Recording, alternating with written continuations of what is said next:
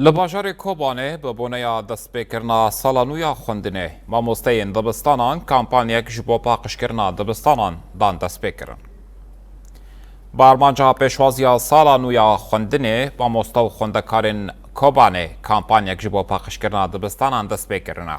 Armanca kampanyayê avakirina atmosfereka paqijiyê û afirandina hawirdoreka paqij bo zarokan e.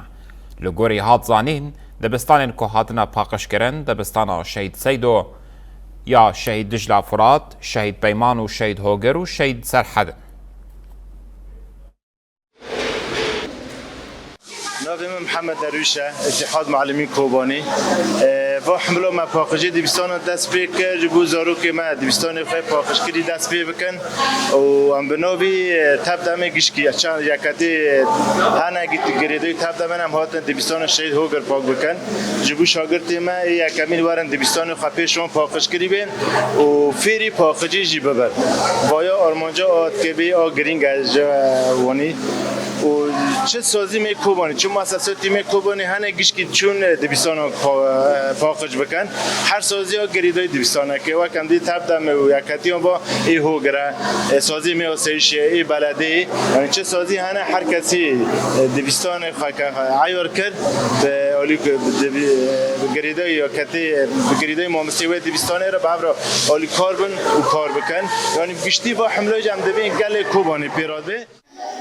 براستی وقت من زانن یعنی بهاتنا دبستان را من خواستم حمله که دست بی بکن حمله پاکشی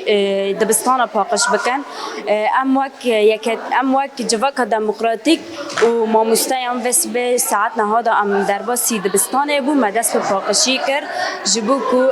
دم پیش را دبستان به وکرن زاروک شاگرد بین دبستانه وقت من زانن یعنی دوی عالی دا گرگ ام هر کس عالی کاری بدن هب